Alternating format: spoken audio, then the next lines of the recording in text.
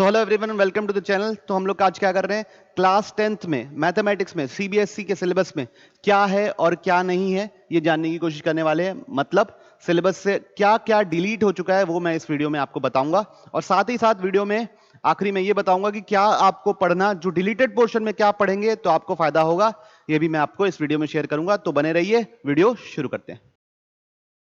ठीक, पहली बात ध्यान रखिए, रियल नंबर से इक्विलिट्स डिवीजन लेवा हट चुका है। Decimal representation of rational number, terminating non terminating वाला जो पोर्शन था वो हट चुका है। ठीक, सेकंड बात, पॉलिनोमियल से डिवीजन एल्गोरिदम वाली चीजें हट चुकी हैं। ठीक, third, pair of linear equation से जो रेड्यूसेबल थे, मतलब 1/x प्लस 1/y वाले, जिसको कुछ और मान सकते हैं, रेड्यूसेबल टू लीनियर इक्वेशन वाला पोर्शन हट चुका है। आप इसका स्क्रीनशॉट ले सकते हैं और इसको सेव कर सकते हैं फॉर फ्यूचर रेफरेंसेस। फिर अर्थमेटिक प्रोग्रेशंस में भी कुछ नहीं हटा है। कोऑर्डिनेट ज्योमेट्री में एरिया ऑफ ट्राइंगल वाली चीजें हट गई हैं, मतलब डिस्टेंस फार्मूला है और सेक्शन फार्मूला है और कुछ नहीं है। क्वाड्रेटिक इक्वेशन से कुछ नहीं हटा है। ट्राइंगल से बच्चों बहुत सारी चीजें हट गई हैं। पहली बात, राइट एंगल ट्राइंगल का प्रूफ हट चुका है।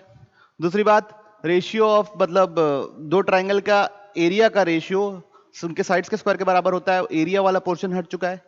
फिर तीसरी बात, वही ट्राइंगल और पाइथागोरस थ्योरम से रिलेटेड चीजें, जितने भी प्रूफ थे वो सब चीजें हट चुकी है। मतलब अब बच क्या गया है, आपका बच गया बीपीटी और सिमिलैरिटी। उसके अलावा कुछ भी नहीं पढ़ना है। सिमिलैरिटी से एरिया रिलेटेड टू सिमिलैरिटी वाला भी नहीं पढ़ना है पोर्शन, ना तो पाइथागोरस थ्योरम पढ़ना है। फिर सर्कल से कुछ नहीं हटा हुआ है।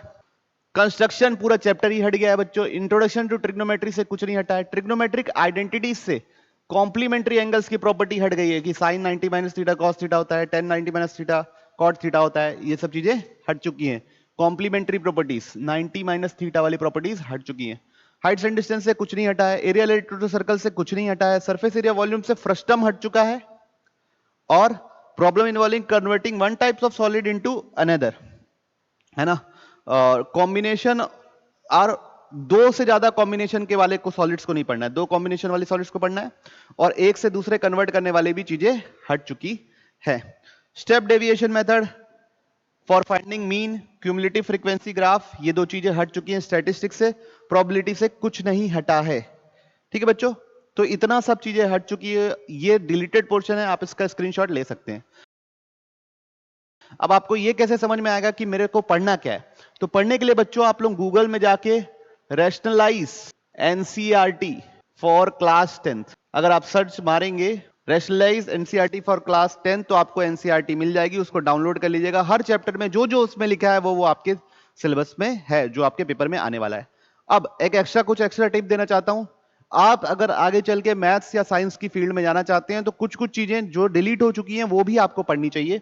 और वो डिलीटेड पोर्शन में क्या क्या है, आपको बच्चों ये डिवीजन एल्गोरिथम एक बार पढ़ लेना है बच्चों। इक्वेशन रेड्यूसेबल वाली चीजें पढ़ लेनी है। एरिया ऑफ ट्रायंगल अगर नहीं भी पढ़ोगे तो भी कोई इशू नहीं है, वो तो एरिया ऑफ ट्रायंगल अगर आप नहीं भी पढ़ेंगे तो भी कोई इशू नहीं है। आगे चल के अगर आप मैथ्स लेंगे तो आप एकदम तुरंत सीख जाएंगे, ज्यादा टफ चीज नहीं है वो। लेकिन हाँ, ये रेड्यूसेबल वाला और डिवीजन एल्गोरिथम आपको सीखना ही चाहिए। उसके बाद पाइथागोरस थ्योरम तो आपको आता ही है, उसमें ज्यादा कोई इशू नहीं है, वो पढ़ने की जरूरत नहीं है। याद रखिए, आपको कॉम्प्लीमेंट्री प्रॉपर्टीज ट्रिग्नोमेट्री की पढ़ लीजिएगा। फिर उसके बाद इन सबको पढ़ने की जरूरत नहीं है। तो डिलीटेड पोर्शन में मैं फिर से बता रहा हूं, आपको इक्वेशन रेड्यूसेबल टू लीनियर इक्वेशन आपको आनी चाहिए।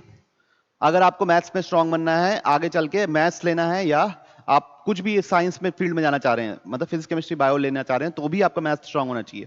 तो आपको क्या करना है, इक्वेशन रेड्यूसेबल टू लीनियर इक्वेशन। फिर सेकंड आपको क्या पढ़ना है, कॉम्प्लीमेंट्री प्रॉपर्टीज। थर्ड आपको क्या पढ़ना है, डिवीजन एल्गोरिथम। ये तीन चीजें जो कट चुकी हैं उसको प्लीज पढ़ लीजिएगा, तो आपका मैथ्स अच्छा होगा। ठीक है।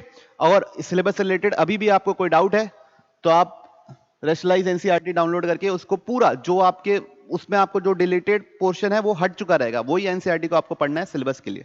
ठीक है। इसके बाद अगर आपको वीडियो पसंद आई हो तो लाइक कीजिए, चैनल को सब्सक्राइब कीजिए। मैं ऐसे ही आपके लिए स्ट्रेटेजीज और सिलेबस रिलेटेड वीडियोस लाते रहूंगा। मैं आने वाले हर चैप्टर्स में क्या चीज आपको इंपॉर्टेंट है वो भी एक एक करके हर चैप्टर का वीडियो बनाऊंगा। ठीक है। तो और आप कमेंट सेक्शन में बताइए कि आपको किसी और टॉपिक पे वीडियो चाहिए, तो वो भी मैं बनाने की कोशिश करूंगा। ऑल द बेस्ट, मिलते हैं हम लोग अगले वीडियो में।